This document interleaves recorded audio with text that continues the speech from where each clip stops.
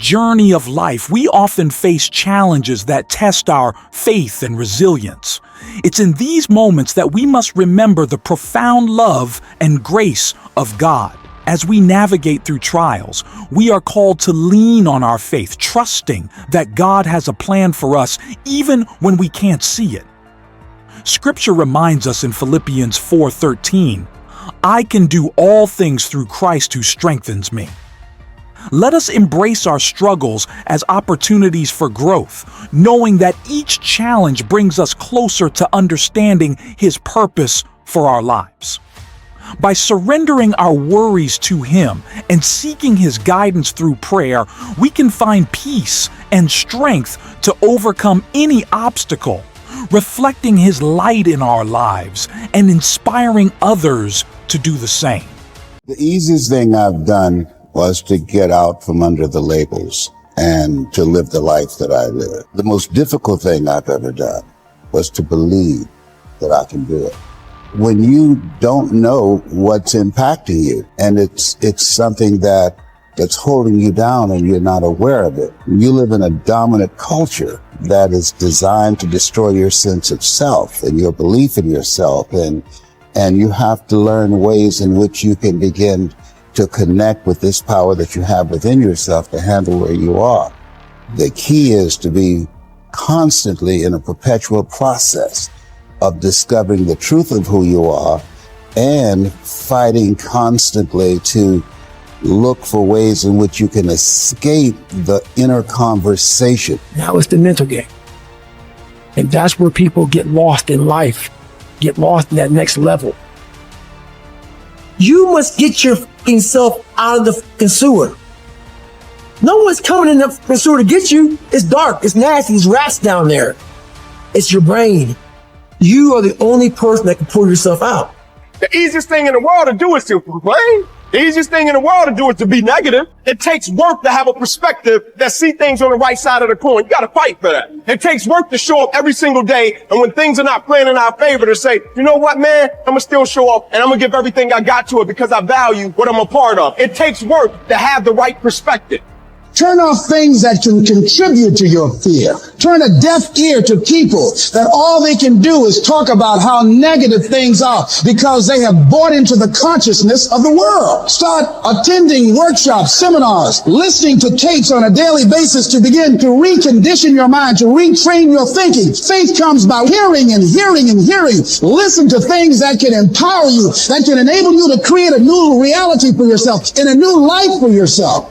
Develop the interior core where it doesn't matter if people call you crazy. One of the things limiting you from your income, your impact, a world-class life, you care too much about what people think about you.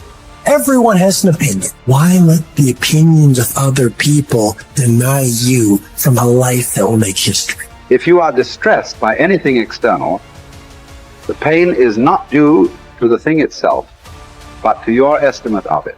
And this you have the power to revoke at any moment. To Epictetus, all external events are determined by fate and are thus beyond our control, but we can accept whatever happens calmly and dispassionately.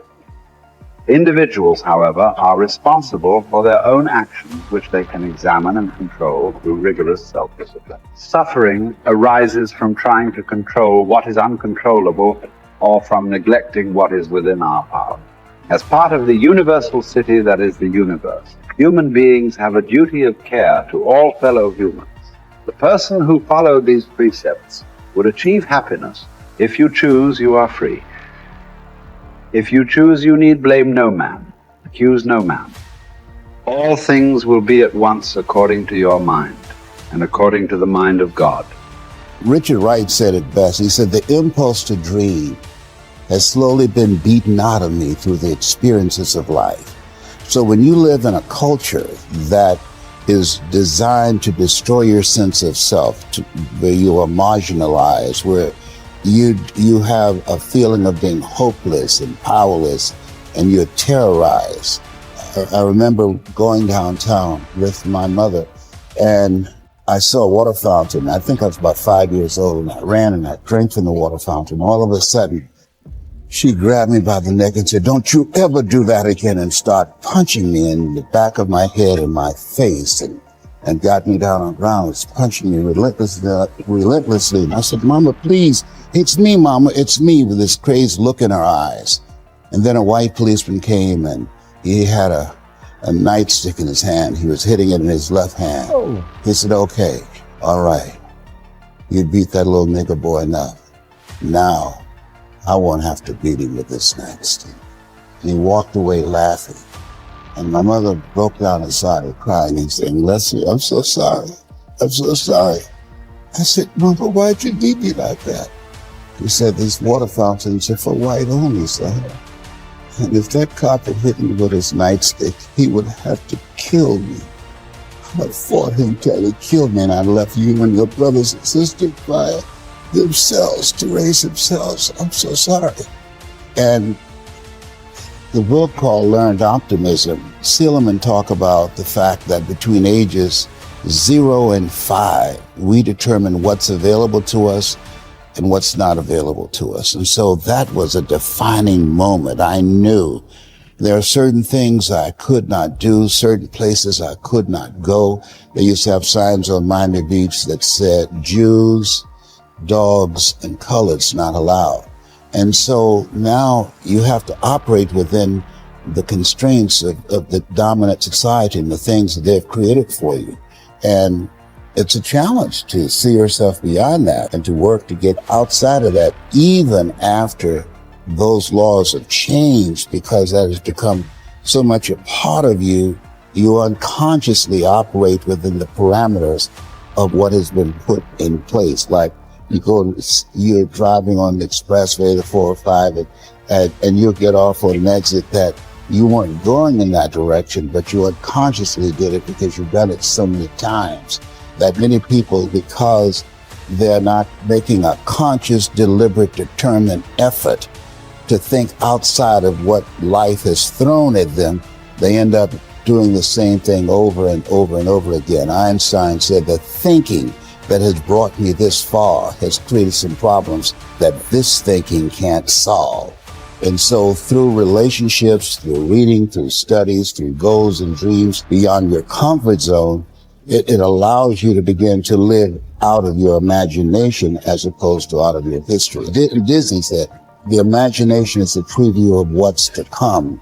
And so as a kid, I dreamed a lot about taking care of my mother. I used to go with her to work to clean homes, and she kept up children, and she cooked for these wealthy families. My mother could bake a sweet potato pie so good you couldn't eat it with your shoes on. You had to take your shoes off so you could wiggle your toes. And I used to look at these big, beautiful mansions and said, "Mama, what is it, Leslie? When I become a man, I'm gonna buy you a big, beautiful home just like this."